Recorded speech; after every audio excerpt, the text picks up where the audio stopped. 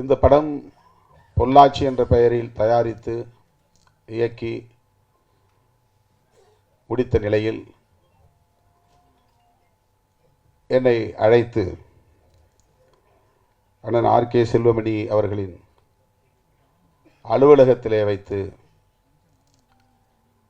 அறிமுகப்படுத்துகிற நிகழ்ச்சியையும் நடத்தினார். அந்த நிகழ்ச்சியின் போது இந்த கதை குறித்த தகவல்களை எங்களோடு பகிர்ந்து கொண்டார். மிக துணிச்சலான ஒரு முயற்சி. பொள்ளாச்சியில் நடந்தேறியது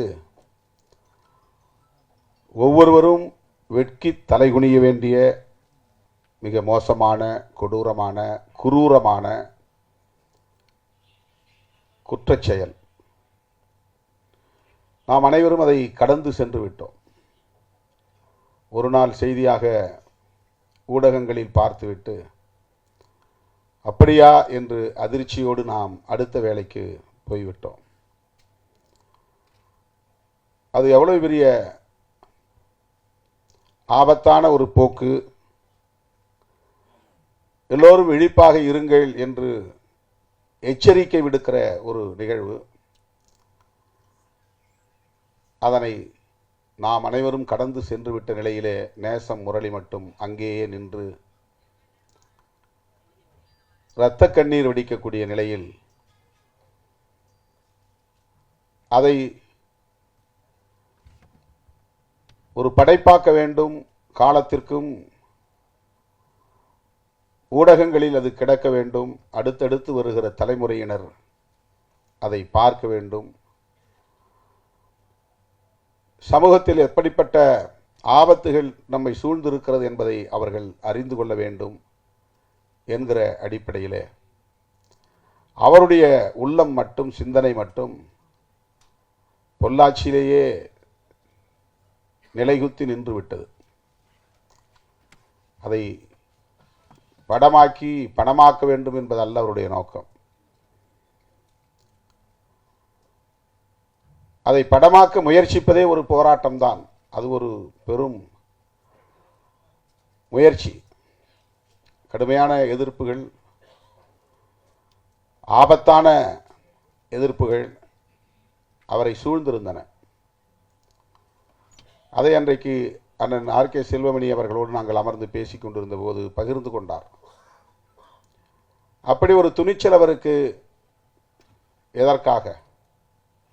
எதற்காகவும் தனிப்பட்ட தேவைக்காகவும் இல்லை.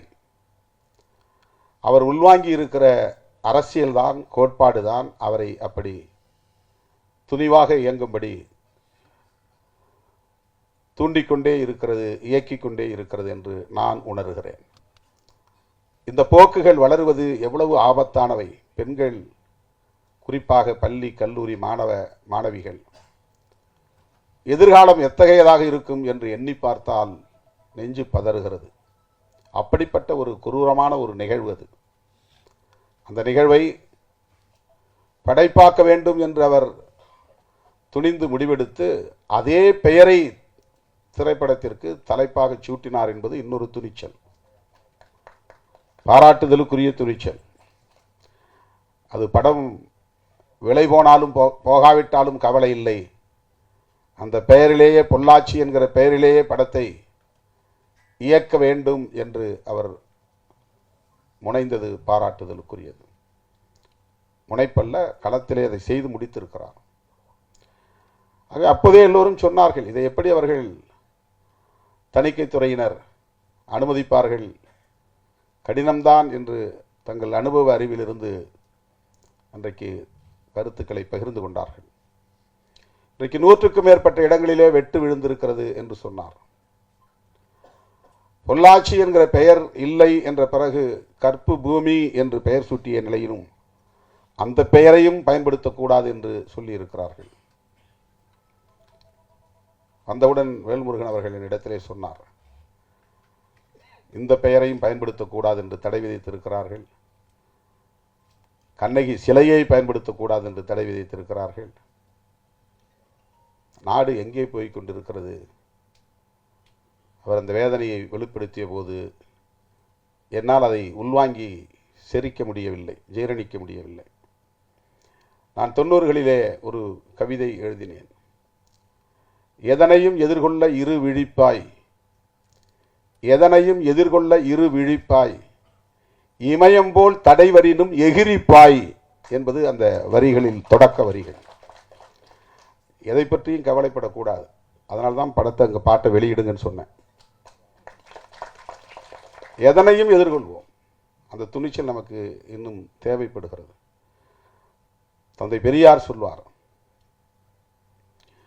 நீ போராடி போராடி ஒரு உரிமையை வென்றெடுப்பாய், பாராளுமன்றத்தில் பேசி அதற்கு பாதுகாப்பான ஒரு சட்டத்தையும் இயற்றுவாய். ஆனால் அந்த சட்டமே செல்லாதென்று சொல்லுகிற நீதிமன்றத்தில் அவன் அமர்ந்திருப்பான். நீ இயற்றுகிற சட்டமே செல்லாது என்று சொல்லுகிற இடத்தில் அவன் இருப்பான் என்று சனாதன சக்திகளை முன்னுணர்ந்து சொன்னவர் தந்தை பெரியார்.